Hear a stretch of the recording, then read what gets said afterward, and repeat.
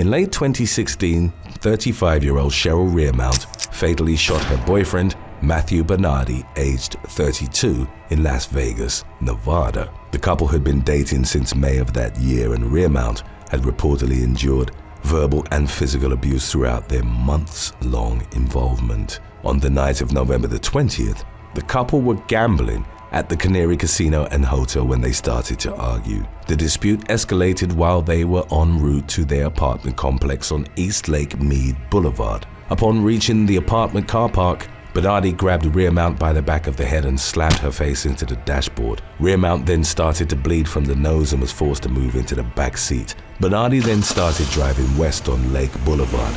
Moments later, Rearman retrieved a handgun and shot her abusive boyfriend once through the back of the driver's seat, killing him. She then ran back to the apartment complex and notified her neighbor at around 7:45 p.m. Police arrived at the scene and arrested Rearman on one count of open murder with a deadly weapon. The charge was later amended to voluntary manslaughter. In April of the following year, Rearman told the judge that during the incident, Bernardi had repeatedly threatened to kill her. She claimed that she had to shoot him in order to save her own life. Subsequently, the manslaughter charge was dropped. Rearman pleaded guilty to carrying a concealed weapon and was handed 2 years of probation. Additionally, she was ordered to undergo mental health and substance abuse evaluations and have no contact with Bernardi's family.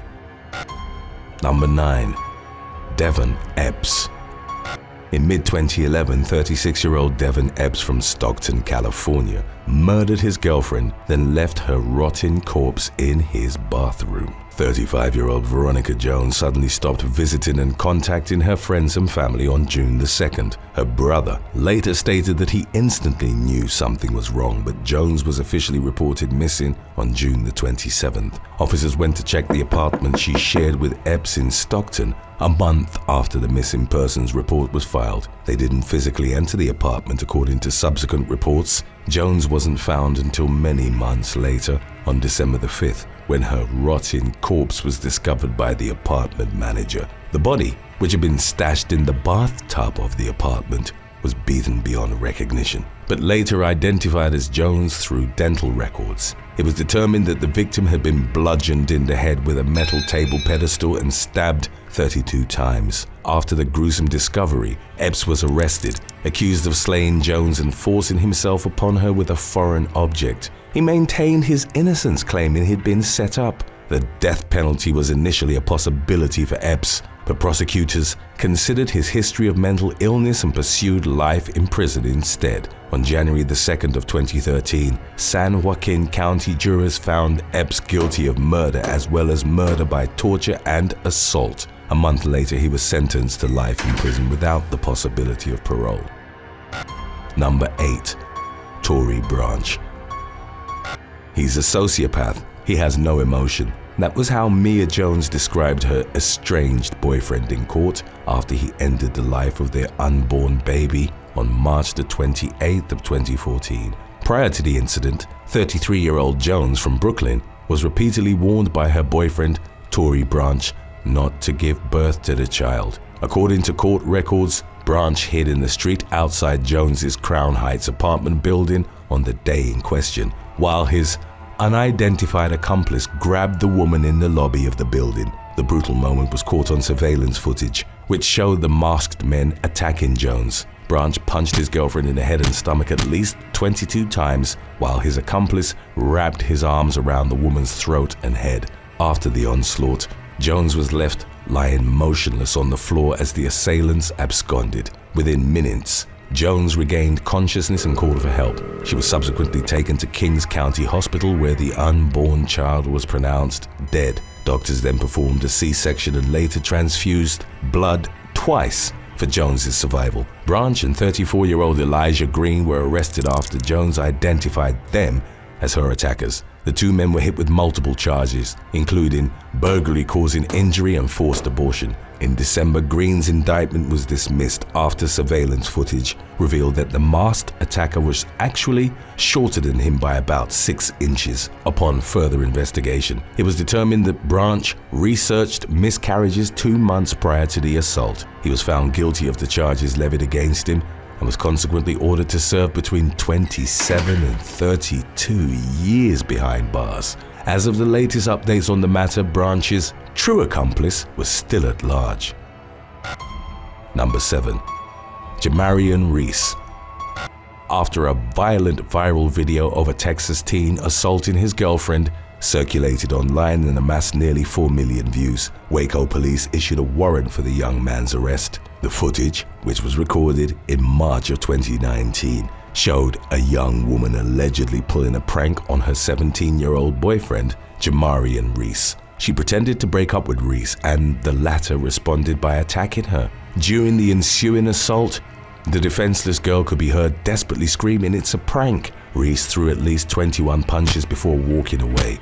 In the aftermath, the couple relished their resulting notoriety on social media. According to local law enforcement, several people sent them the video, prompting them to start an investigation. Upon being identified by authorities, Reese was facing a Class A assault offense. Further investigation determined that the incident was a case of dating violence between the couple who'd been together for 2 years. Reese was later booked at the McLennan County Jail on April the 1st for a parole violation pertaining to an undisclosed prior offense. He was reportedly convicted in juvenile court, but no further updates have recently been made to the public regarding the case involving his girlfriend.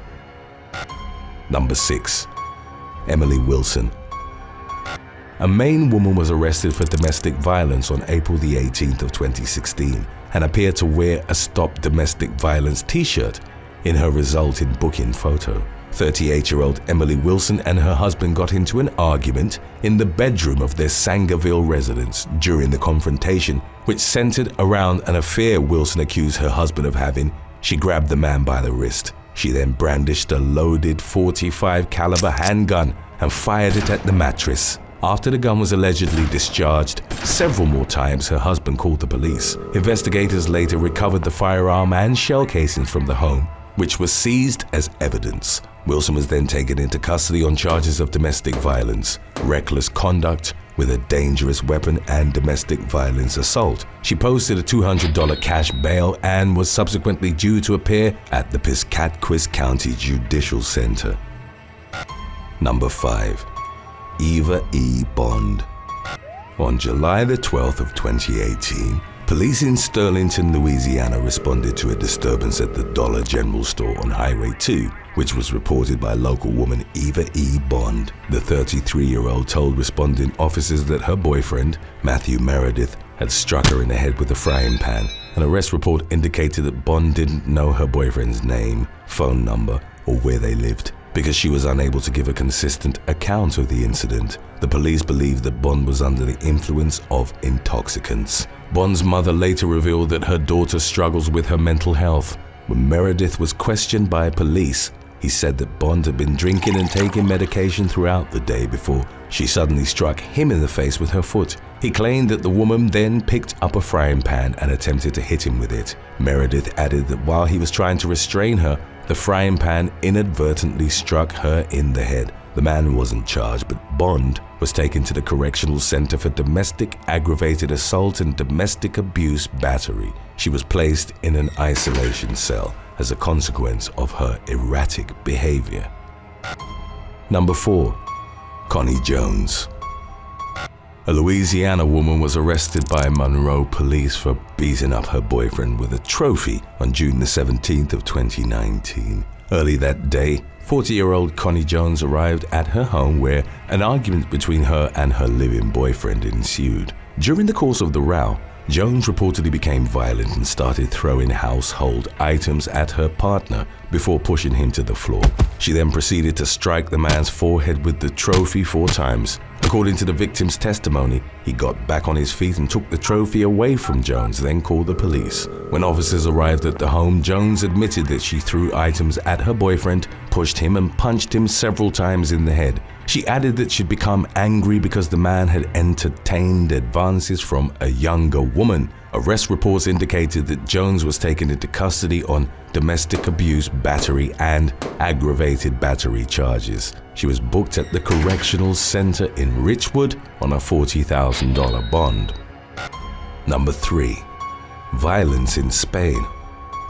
In the Spanish municipality of San Juan de Alicante, a 22-year-old Ukrainian immigrant viciously attacked his girlfriend. A glimpse of the brutal onslaught was captured by CCTV cameras installed at a nearby apartment block. The footage, which was eventually released to the public by local authorities, showed the man running up to his girlfriend and throttling her as she walked into the foyer. The man subsequently knocked her to the ground and punched her repeatedly as she lay on the floor. He then pulled her up by the hair and dragged her face down up the steps towards their home. Security firm workers who were reviewing footage discovered what had transpired and immediately handed the video over to the police. Officers determined that the victim was a 38-year-old Hungarian woman and that no reports had been filed in connection with the incident. They eventually tracked the man down and took him into custody. After the arrest, the woman reportedly filed a formal complaint. Subsequent information indicated that the suspect appeared before a judge in a closed court hearing. Number 2. Marie Vasquez. In August of 2016, a Venezuelan minor league baseball player was caught on video beating his girlfriend in the stairwell of a Texas stadium. 22-year-old Marie Vasquez, who was playing for the Corpus Christi Hawks at Whataburger Field, struck the woman and dragged her down the stairs by the hair. In the wake of the incident, Vasquez was arrested for domestic violence and was cut from the team. The victim, only identified as Fabiana, reportedly begged prosecutors not to go through with the case against Vasquez, whom she wholly supported. She agreed with the pre-trial diversion program subsequently given to the man. As part of the agreement, Vasquez was ordered to undergo a 52-session batterer's intervention course, a 16-hour anger management session, and meet with a psychologist. In addition, he was banned from using drugs or drinking alcohol for the duration of the program. After he completed all the requirements, the case was dismissed in March of 2018. That year, Vasquez signed with the Lancaster Barnstormers of the Atlantic League of Professional Baseball. After the team found out about the disturbing video, though, they decided to cut ties with him. We have more cases lined up for you from last year's video on the topic. Stay tuned if you'd like to watch some more. Number 1. Christopher Josephsky. 25-year-old Australian man Christopher Josephsky brutally attacked his girlfriend and then kidnapped her because he thought she was spending too much time with her friends. The incident unfolded on February the 23rd of 2017 in Melbourne, inside a Derrimut service station. Josephsky told Rita Leopoulos, aged 24, that she wasn't spending enough time with him and that she was always with her friends. As the situation started to devolve into violence, Leopoulos attempted to flee. Josephsky swiftly chased her down and knocked her to the ground. He proceeded to smash her phone and shove her head into a glass door.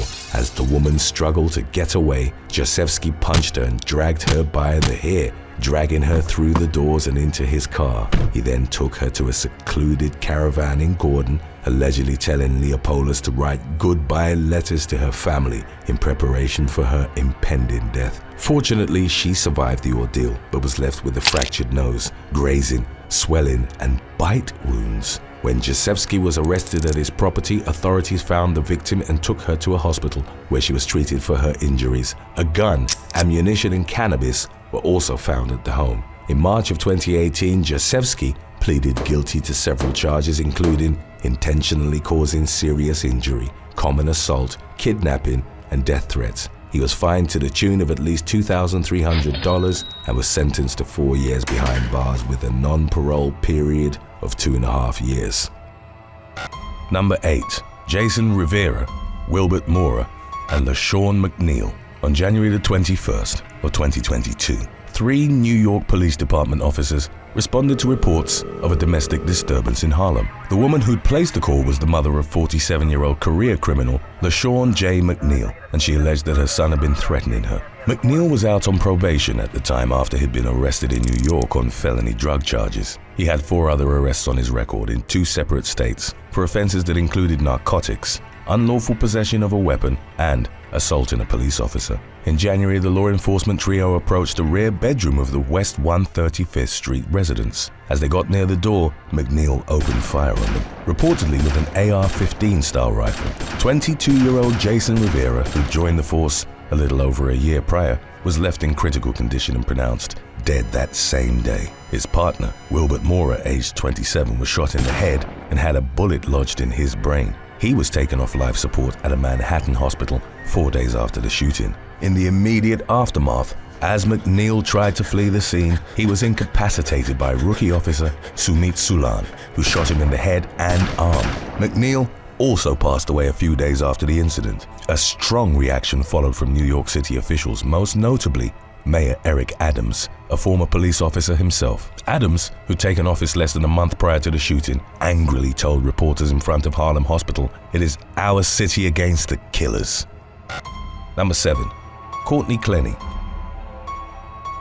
OnlyFans model Courtney Clenny was arrested in April of 2022 for fatally stabbing her boyfriend during a domestic dispute. The incident occurred at a luxury Miami apartment that 25-year-old Clenny, known to her subscribers by the surname Taylor, shared with boyfriend Christian Obumseli, aged 27. The couple's relationship was tumultuous by all accounts, as multiple sources reported frequent altercations between them. It was, however, unclear whether it was Clenny or Obumseli who initiated the majority of their fights. Friends claimed that the former was routinely violent, while a neighbor with a direct view of their apartment told a local TV station that he'd once seen Obumseli throw a punch at the model during a dispute. For months leading up to April the 3rd, local police responded to multiple domestic disturbance calls at the apartment, but neither the model nor her boyfriend was arrested or charged. On the final call, officers found that Clenny had stabbed Obumseli to death. Video from the scene showed the young woman in a bra drenched in blood in the confrontation's immediate aftermath. The stabbing was initially determined to have been in self-defense. Clenny's lawyer argued that she and Obumseli had become estranged and that the man had been stalking her for weeks prior to the fatal confrontation at the apartment. He'd allegedly grabbed the model by the throat, at which point she fought back with the blade. Prosecutors revived the probe in late April following pressure from Obumseli's family, with their lawyer arguing that the police had rushed to judgment in clearing Clenny because, among other aspects, she had blonde hair and blue eyes. Number 6. Justin Leo and Jason Marble.